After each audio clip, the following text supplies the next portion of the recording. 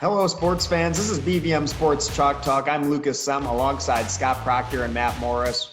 And we're back with another episode. Thank you for tuning in. We very much appreciate the support. We've got a good one on tap for you today. We'll be making our mock picks for picks number 4 and number 5 of the upcoming NFL draft. But first, we thought we'd start with a topic that's very hot right now and often talked about, the NCAA Transfer Portal. There are currently just over 1,325 names in the NCAA Transfer Portal, roughly 1,000 a year ago, so up almost 300. Scott, is the transfer portal getting out of hand, or are you okay with this?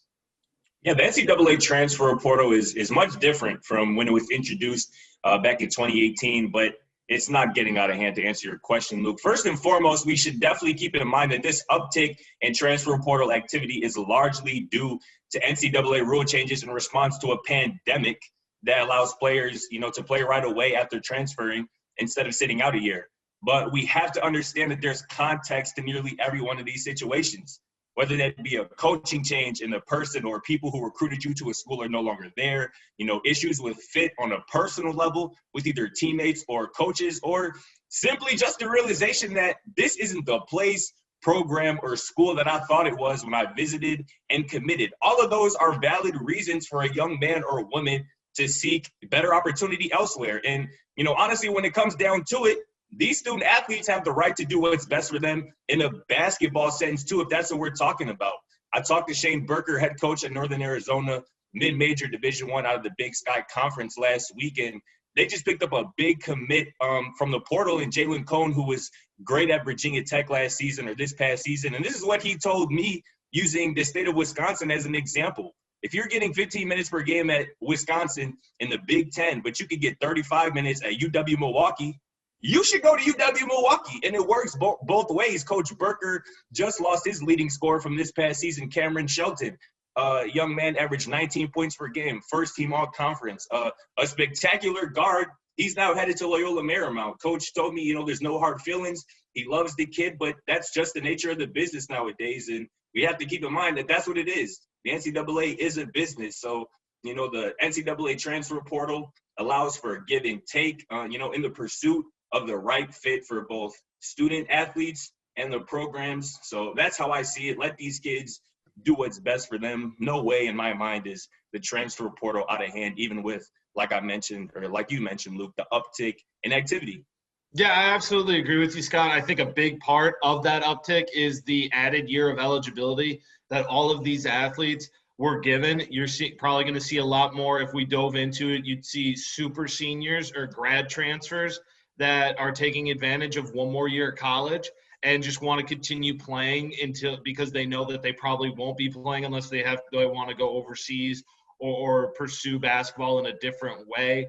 So I think that's a big part of why you see this uptick. Another big reason is, just like you talked with a coach, we've all talked to recruits and we've talked to kids that are both juniors and seniors right now in high school, or talked to guys who were about to be freshmen heading into this year, and the recruiting process changed dramatically, prior because of the pandemic and because of what was going on. So, you mentioned it when you were talking, Scott, that a guy might come onto campus and, he made this decision to invest the next 4 years of his life, and also huge ramifications afterwards, whether, on this decision, shows up to campus and is like, this isn't what I thought it was. This isn't what it looked like during the recruiting process. Just amplify that by the fact that now you're doing all of that without being able to go to, the campus and actually take a look at it. I've talked to so many high-level D1 recruits that have said, oh, I can't wait to get on campus because I haven't seen it yet, because you can't travel. So I think that's a huge reason why you'll see the uptick amongst younger players. And then not only that, but then you throw into the whole thing that this year was not a normal year. It wasn't a true college experience. A lot of these athletes had to sacrifice so much of what was going on normally and what their normal life would be, that I think that affects how they perceive their current situation. And they may want to go try and move to, quote unquote, a greener pasture, because it was tough. And then you throw into that, I think that you hit it on the top of the head. We're allowing these kids, and Jay Billis said it too, why should you hold a kid accountable to when a coach can decide to take a better job Absolutely. or can move on, why are you holding this kid accountable for a decision he made without really experiencing everything that has to be involved in going to that college? Why are you holding him accountable for that decision and that commitment when everybody else can basically leave whenever? I know so many non-athletes that go to college for 1 year, 2 years, and all of a sudden they don't like the school that they're at. They don't want to be there for a multitude of reasons. And they can just move. They can just move on. And they can still get a great education. They can still be a part of whatever they want to be a part of. But these college kids who decide to play a sport have to be, you have to stay. That doesn't make any sense to me, especially when you actually dive into it. And most of these scholarship athletes we're talking about don't have fully guaranteed 4-year college, scholarships. Every single year that scholarship is renewed, and a coach, if they find reason, can get rid of that scholarship. So why not allow the player to have that same sort of power where you can now hold the coach accountable for why they recruited you, for what they said when they recruited you. So it's not just this sales pitch and then you have buyer's remorse afterwards. You can go to a coach and be like, all right, you said this. You said I was going to be this, my career was going to go this way. This is how you were going to help me and all of that. And I think that allowing these athletes to have that ability to hold a coach accountable after the recruiting process is super important. And overall, I think that we also think that this, athletes are just making this decision willy-nilly. I mean, they have to make sacrifices when they decide to go into the transfer portal. They are choosing to possibly give up their scholarship if they don't decide to move on and they want to stay at that college. A coach can reject their scholarship and give it to somebody else, and there's a lot of other things that go into it. This is just about allowing these athletes the ability to make a decision and be able to take control of their own lives and what's best for them, both academically and athletically, during the 4 or 5 years that they have at a university. Sure, I agree with some of the stuff you guys are saying. There's absolutely acceptable reasons for people to transfer. Matt, you lost me with your last point, though. You said that their scholarship can be taken away. When a player enters the transfer portal, they're getting offers from coaches again. It's like going through the whole but if you don't, but the original school that you're with can decide not to hang on to your scholarship if you just change your mind and want to come back. Sure, and I think that's very rarely the case. When you put your name in, you're going to be elsewhere. You're doing that because you want to go elsewhere. You're not really testing the waters. It's not like that. Once in a while, someone will come back because they didn't find a better situation. But a lot of the time, they're getting a scholarship somewhere else. But like you guys said, I think coaching changes. They want to be closer to their family. The school wasn't what it was. Those are all acceptable reasons for someone to transfer schools and get a new fresh start, a new opportunity. But I think it's getting out of hand because it's to the point where everyone is doing it just because they want to go somewhere. They think they'll play more because they think they're better than they are. Simply put, it sounds pretty blunt, but that's how a lot of this works out. They think, I should be playing more, but they have a false sense of who they are as a player. And just doing some quick math, there are 1,325, a little over that, in the transfer portal right now. And if you do 15 players per team in the NCAA, you do the math there, that's 88 Division I basketball teams that are essentially completely transferring, and that's almost a quarter of all NCAA Division I schools. I think that's a little ridiculous. For some cases, I would say half of that, maybe even 3/4 of that, there's acceptable reasons to be transferring. But to have nearly 88 full Division I programs transferring players seems a little ridiculous. I just think that, a lot of times it's a player gets in an argument with a coach and they get their feelings hurt. That's just what sports are. There's passion, there's pain, there's adversity, and if you run from it, what are you really learning about yourself? I've always been taught anything worth anything is a challenge, and you got to get through that. If you want to be the best version of yourself, you earn that respect, you earn that playing time, and that's when you truly know you belong on that court. I think that's where you get your true fulfillment from. If you run to a different school because you're not getting as much playing time as you'd like, I can tell you that most likely you're not going to end up in the NBA. If you're running from a situation where you weren't playing, I don't know how you would think you're going to be able to play at the next level. And if that just doesn't make sense to me. Maybe I'm out of tune, maybe I'm out of touch, but that's the way I was raised, and that's the way it's always been, so I don't see why it should be any different now. I mean, go ahead, Matt. Okay. To one of your points about, they get into arguments with coaching, I think a good example of that is actually they are learning something about themselves, Luke. They're learning what type of coaching style they like. Just like with anything else in life, we work for a boss. We have producer Mike. He's our boss. If we were to disagree with how he is managing us or how BVM as a whole is conducting their way of doing business, we can then decide to move on and look for a different boss and a different managerial style. The same is true about these athletes. If they don't like Tom Izzo grabbing them by the shoulder and getting in their face and yelling at them, but also being able to yell right back at him and have that ability to argue, then that's them deciding this is not the style of coaching I want. This is not the program I want to be about.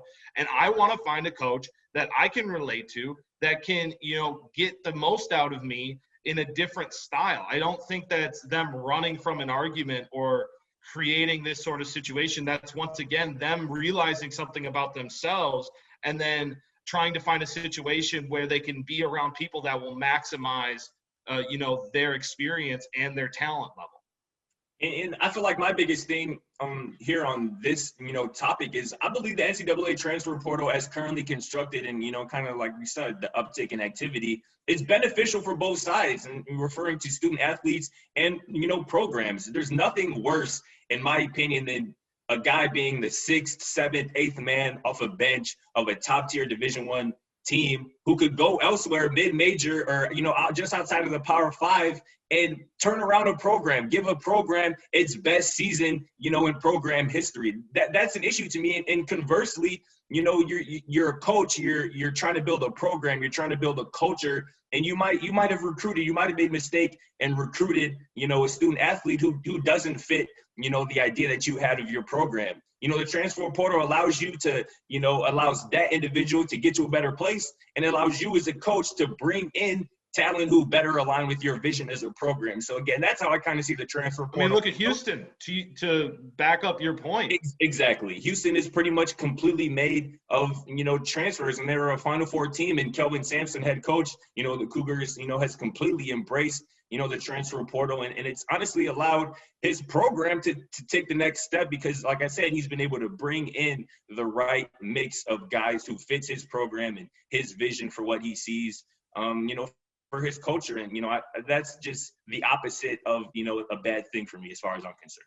Well, yeah, when good players are transferring elsewhere, I think where I was taking this from a player standpoint, obviously it could benefit different coaches in different schools. When good players are transferring, I think it just goes both ways, though. You're going to become a better team. That's just how it works. But I think where I get lost in this is that a lot of these guys, again, this is an old traditional thing, but they're there for school. That's the whole reason you're there. A lot of these guys think that they're going to play professionally, or a lot of these women think they're going to play professionally, and they transfer schools because they think that's going to be the case. And my whole point is, if you are disagree with that. If you are transferring a school because you're not playing and you're going to say, oh, I'm going to get more playing time here, the odds that you are going to make it to that next level are very slim right from that point forward. I think like people, and this is where I really get lost, people who go to like Weber State or Davidson, like Steph Curry or Damian Lillard, and they think they're going to go to the NBA, so they transfer to a different school. It's like Steph and Dame are generational talents. We've seen that. For most people going to those schools, they should know the NBA probably isn't in their sights. And the main reason, again, is school.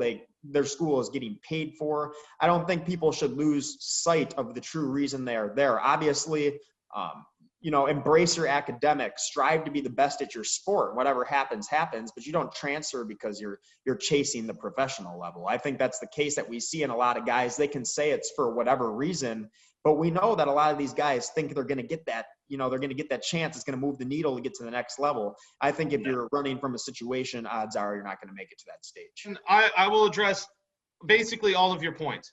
One, if you're on scholarship, those scholarships, again, are not guaranteed 4 years. Most of them are 1 year, and then they get renewed after the next year. At that point, how often do you really see those taken away? The only way that's getting taken away is if you really screw up. It doesn't matter. There's still the guarantee, and that's something that can be held over any athlete's head for the entire year. They basically are being told, I have to go with the program or I might lose my scholarship. And basically that is setting up a 1-year contract.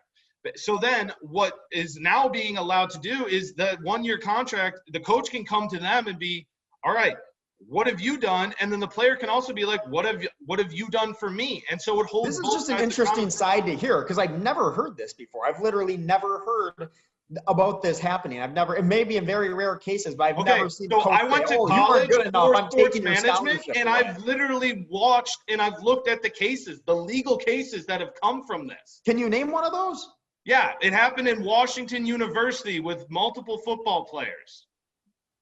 Like, that's one thing that does happen. Second, you want to talk about this education thing? I'm sorry, but if someone is transferring from one college to another college, it doesn't mean that they're not getting a college education. Like, I really doubt that the Northern Arizona University college degree is going to look worse than wherever Cone was transferring from, which was what, Virginia Tech? Yes. Virginia Tech. That's still a college degree. He's still getting a college education. It's not like they're transferring and not getting that similar education. So unless you believe that they're not going to do, like, well, this is the whole point. You're discrediting the degree because they're an athlete. You're saying, oh, it doesn't matter. He's still getting an education. That's the whole point. You're there. No, it's not. Is that making sense in your head? Luke, when a guy gets recruited by Alabama, is he going there because the Alabama degree is going to really help him on in future? Or is he going because he gets to play for Alabama, and the benefit of that is he still gets a really good college education? Well, that's a good point. That's a good point you bring up. That's a good point you bring up. If we're talking about basketball, if you go to Duke or North Carolina, it's because you have a very, very good chance of going to the NBA. Those are NBA feeder programs. If you go to Davidson or Weber State or some mid-major school, those odds aren't good. So strive to be the best in your academics. Strive to be the best. But again, we can't assume that all these, if we're talking about basketball, we can't assume that all these Division I players have aspirations of going to the NBA, or that's exactly that they have tunnel vision of going to the NBA. Some of these guys are transferring because, again, you have a 4 to 5 year window of playing college athletics, playing college basketball. Continuing your athletic career. You want to maximize your ability to play that sport, maximize your experience. And if that experience, involves you, again, using my example from earlier, going to UW Milwaukee, playing 35 minutes, that's more than likely going to be a better experience than you getting 10 to 15 minutes at University of Wisconsin, albeit it might be a better degree. But again, for that short window when you're in your athletic prime, you want to maximize that experience. And for some guys, that involves finding a new opportunity elsewhere. And there's absolutely nothing wrong with that. Yeah, and Luke, not only that, but to your other point of, Steph Curry's and Damian Lillard's and these mid-major guys that are able to make it into the NBA, one, they weren't recruited heavily out of high school. Two, if they had been in the era where they could have transferred, Steph Curry, after making a name for himself that first year in March, they were not recruited heavily out of high school. Damian Lillard literally had the Weber State offer. That's what Matt was just saying. That's my point. He wasn't heavily recruited. I'm sorry, I misheard you. I thought you said they were heavily recruited. No. This is the whole other point. There are guys that aren't heavily recruited out of high school that go to these mid-majors, actually get a lot of work done. They work on their craft. They become great, but then they only get heard of if they make a tournament run and are, doing something to get their name out there. If Steph Curry, I guarantee you that if Steph Curry and Damian Lillard had gone to college during a time period in which they could have transferred easily and not have to waste a year, there's a good chance that they not only would have heavily considered it, they would have done it. Because Steph Curry only made a name for himself after he made it to March Madness and went off and took Davidson on a run. And then everyone knew about Steph Curry. If he could have doubled down on that and transferred and played for a Power 5 school, and then it's not just Steph Curry all by his lonesome in Davidson with nobody else helping him. It's Steph Curry on like Michigan or Michigan State taking Tom Izzo to the national championship. Sure. As we wrap it up here, I just want to say that just kind of helps me a little bit because Steph Curry, if you're going to be in the NBA, Steph Curry didn't have to transfer. Damian Lillard didn't have to transfer. They did it themselves with the tools they were given, and they excelled at that mid-major deal. And they just did everything they could in their power against the adversity to do that. I can see both sides. That's why it's a touchy subject. And I will say it's interesting to see familiar faces on new teams every year. And college basketball will have lots of that next season. But let's move on to the NFL, where the Atlanta Falcons are slated to pick number 4 in the draft on April 29th. Matt, who do you have the Falcons taking in that slot? I mean, as long as I think the Falcons may trade back, they've made it pretty clear that they don't want to get a quarterback. They've offered up their spot for a team that might want to trade up. So if they don't trade back to gain more draft assets and maybe go after some defensive pieces that they could use to help rebuild that defense, I think you have to go with Kyle Pitts. I mean, Kyle Pitts, bar none, is the most impressive, recruit this year, draft prospect this year. He is unbelievable. He is a once in a generation type talent. And he not only will give defenses just a huge problem, trying to match up with him and defend him. It creates this situation where now you're giving the 5th best passing offense last season, another weapon, and Calvin Ridley, and it just maximizes Calvin Ridley and Julio Jones as well. With Calvin Ridley and his speed on the outside, it almost gives you this Tyreek Hill, Travis Kelce sort of situation. And it just allows Atlanta to really double down on what they're good at. It maximizes Matt Ryan. And also, the Falcons were one of those teams where in the NFL, you'll see this year in and year out. There are teams that have lucky wins and there's teams that have lucky losses, and that greatly affects what their record will look like at the end of the season. The Falcons had 8 losses that were by less than a touchdown, and they were brutal, fall-apart losses.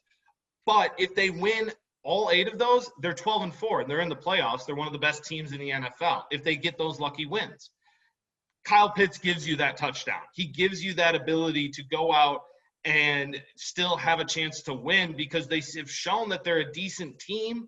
They just couldn't finish the game, and Kyle Pitts is that kind of guy that allows you to finish the game. Hey, Matt, I'm going to have to agree with you, but I got to jump in and say one thing. I just like picking on you.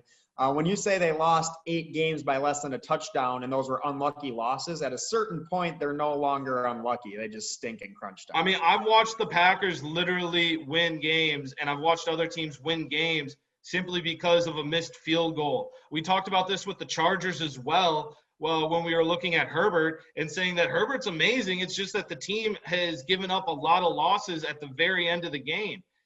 Obviously, yeah, there are some issues with their 2-minute drill, and we can dive into that sort of stuff. But also, like in football, there are a lot of moments where a game could go either way, and Kyle Pitts is that guy that allows it to go in your favor rather than your opponent. Yeah, man, I think you make a lot of great points, especially about the Falcons in this past season, because I think you're right. Their record, I think, indicates that they're a lot worse than they actually were/are. And it'll be very difficult to pass on Kyle Pitts if the Atlanta Falcons remain at 4 again. Like you mentioned, he's gonna give fits to defensive, coordinators. He can line up at tight end, out wide, in the slot. He's, the size is just going to be hard to match up with, but, we see it virtually every year near the top of the draft. And I believe we'll see our first trade of the draft here with the Falcons' number 4 pick. Obviously, Matt, you alluded to it. It's been reported that the Falcons are open to doing so, and I believe they should be with plenty left in Matt Ryan's tank from what I can tell. The Denver Broncos are the team that I believe will make this move in hopes of snagging Trey Lance or Mac Jones before Carolina or New England might have the chance to. Those are the other 2 teams I see as possible trade partners with Atlanta. The Panthers obviously just traded for Sam Darnold, but they're not really tied to him long term. And, they might want to restart the rookie quarterback contract clock, while the Patriots and Bill Belichick might be sold on a Trey Lance or a Mac Jones enough to go all in and, officially hit restart on their rebuild. Either way, if you're the Falcons, I think with this move trading back, you acquire more draft capital, and you can still draft, a top 10 player, whether it be another weapon to go with Julio and Ridley, as you alluded to, Matt, or, even, obviously help that defense that is in, bad need of some help. That'd be a win for Atlanta either way, assuming Matt Ryan hasn't fallen off a cliff, figuratively, of course, and that's the route I believe they'll go. Yeah, absolutely. And Matt, like I said, I agree with you. I think there's no way they can pass up on Pitts here. They very obviously need defense or offensive linemen perhaps before anything else. But the true chance that Kyle Pitts has to be a generational talent is something that's going to be hard to pass up on. He played with an NFL level QB in Kyle Trask, and he caught 12 touchdowns this season. And at his pro day, at 6'6", 245 pounds, he ran a 4.44 40-yard dash, which I still can't really wrap my head around. I just can't wait to see him at the NFL level. But he has the longest wingspan too in the past 20 years of any NFL tight end or wide receiver. When you put together his leaps, his speed, his size, it's just an incredible talent. He has everything you need to be a Hall of Famer. I'm saying that right now. He has everything you need. Hey, Luke. Who are you going to double in the red zone when they're going for a touchdown? Are you going to double Kyle Pitts or are you going to double Julio Jones? Because it's like, I don't know. Luke, I don't think that's even a hot take at all. I firmly believe that Kyle Pitts is a future Hall of Famer. A future, top 5 tight end of all time. I think he has that kind of ceiling and potential for sure. Right. I have a couple comparisons here. One of them, kind of funny, but this is what I imagine LeBron James would have looked like playing football. Kyle Pitts is what LeBron James would have been on an NFL field. But because LeBron picked basketball, we got to talk an NFL comparison. He is literally a bigger Megatron, which is just messed up. You take Pitts, you pair him with Julio, Ridley, even Russell Gage. That's an unstoppable offense. So give me Pitts at 4. And then how about number 5, the Cincinnati Bengals, who already look like they have a solid future and will be adding to it. Scott, who should the Bengals take at 5? Yeah, Penei Sewell, the tackle out of Oregon, makes a ton of sense here. You have to protect the franchise. And honestly, although I really like Joe Burrow and believe in his potential as a perennial Pro Bowl talent, he needs to stay on the field to prove that he's worth building around, because he looked good in 10 starts, obviously, before his injury last season. But Baker Mayfield looked better as a rookie than him, and people were calling for his head not too long ago. So perception can change very quick on you in the NFL as a quarterback. But as much as Sewell makes sense here to me, I personally believe pairing Joe Burrow with Jamar Chase with the number 5 overall pick will be too enticing for Cincinnati to pass up. The magic those two displayed en route to a Heisman Trophy for Burrow and a national championship for LSU in 2019, is something worth attempting to replicate. Chase caught 20 touchdowns on almost 1,800 yards from Burrow, during that 2019 season, and it'll give a franchise quarterback a legitimate number 1 receiver to obviously go alongside T. Higgins and Tyler Boyd. I think it's a toss-up between Jamar Chase and Devontae Smith as this draft class is number 1 wide receiver, but Chase has better physical attributes. He has the rapport with Joe Burrow, and I think the Bengals bring Jamar Chase to Cincy. Yeah, Scott, I understand and I get it. And I know that I think a lot of Bengals fans, both not just fans, but also guys in the front office, are thinking, wow, Jamar Chase, Joe Burrow, it's this perfect match made in heaven. It's not a coincidence. It was meant to be. I need to talk to Cincinnati right now. If you draft Jamar Chase, Joe Burrow will spend more time on the ground than throwing the ball to Jamar Chase. You need to draft offensive line. If anything, the fact that we need to continuously teach this lesson, I don't know how many more examples I can give. Dallas fell apart because of no offensive line. Mahomes and the Chiefs fell apart because of no offensive line. Green Bay, for example, lost David Bakhtiari and then went up against one of the best defensive lines, and that became a huge issue in the NFC Championship game. If you have a chance to get an unbelievable offensive tackle, the best offensive tackle in this draft, and solidify your offensive line, you do it. A good example is, who's to say that Joe Burrow doesn't become Andrew Luck? That is what you're facing, Cincinnati, as of right now. You're facing a guy that has the potential to be, as you said, Scott, a year in, year out Pro Bowler, maybe even a Hall of Famer. But if he doesn't have O-line help, he's already had a season-ending injury. Yeah. Let's say that doesn't get doubled down. But man, I feel like I have to interject here because I want to dispel, maybe this conception that adding a top-flight number 1 wide receiver, it also protects the quarterback, because if you have a receiver like Jamar Chase, a number 1 receiver who can get open at the snap of the ball, who can get separation right now, who can get like Tyreek Hill and Travis Kelce? Say it again. like Tyreek Hill and Travis Kelce? Yeah, I mean, those are examples. Sure, that's not exactly who I had in mind. I wouldn't compare Jamar Chase to either of those two guys. But No, yeah, but I mean, that's the idea. Yeah, that's the idea, yes. When you have receivers, that helps protect your quarterback, so you're not sitting in the pocket waiting for weaker receivers to get open. That opens yourself up to more hits. So again, Jamar Chase, it makes sense to draft a tackle. Yes, it makes sense to draft a tackle, but there will be tackles. There will be very good tackles, available in the second round when the Bengals obviously pick again. But drafting a top flight receiver like Jamar Chase also helps Joe Burrow and keeps him upright as well.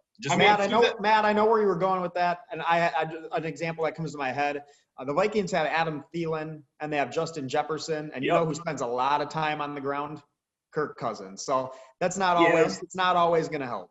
Listen, here's the thing: is would you rather give your quarterback 5 seconds to allow a T. Higgins or a Tyler Boyd to get open and run the correct route, or are you going to bank on the fact and hope and pray that Jamar Chase is that good and that he can break the double team and Joe Burrow is going to be able to see him in like the 3 seconds he might have before a Shaq Barrett or a Khalil Mack or a TJ Watt is bearing down on him? I suppose, man, but you also brought up Andrew Luck.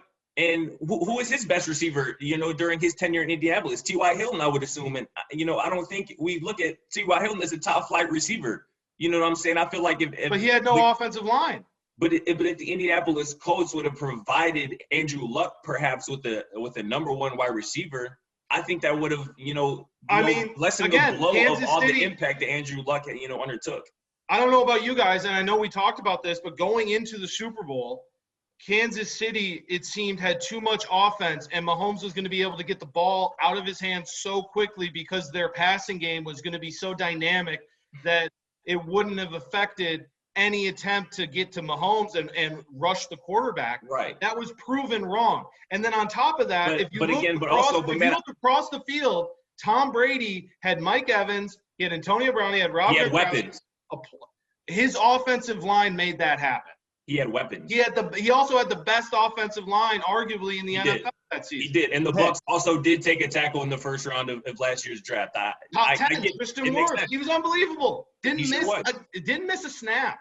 And then also to your other point of, there's great offensive line help later on in the draft. I'd argue that it's not later on in the draft, round 2, where the Bengals. Round 2, fine, but even to that point, Justin Jefferson was arguably the best wide receiver, a rookie wide receiver in the NFL. Yep. He was drafted in the late 20s of the first round. I would argue that instead of going on a Jamar Chase, you either trade back into the first round, late into the first round to get a weapon, or you wait and get one in the second round because there'll still be great ones there. I believe Brandon Ayuk was drafted in the second round last year, and he was awesome for San Francisco. Exactly. I'll snap this tie for you guys. I think there's a bigger difference in top offensive linemen than there are in top wide receivers. I think that the Bengals should take Penei Sewell. I think there's nobody pushing him for the top offensive lineman ranking. He's pretty much been the unanimous number one lineman since big boards have been out.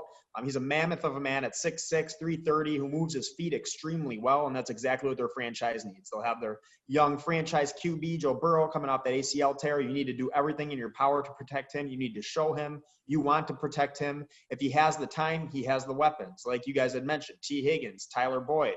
They just signed Thaddeus Moss, who has yet to play in a game, but he has that LSU connection with Joe Burrow, so he could emerge as a weapon for them. And then Joe Mixon, you see what he's done at the running back position with absolutely no help. You get him some offensive linemen, and suddenly this becomes a very hard offense to stop. So give me Penei Sewell as well. I think he will be the answer to a lot of their problems. And the NFL season couldn't come soon enough. We're very excited to see how everything pans out, but that's all the time we've got from Chalk Talk here today. Thanks for watching. As always, from myself, Scott Procter, and Matt Morris, have a great weekend.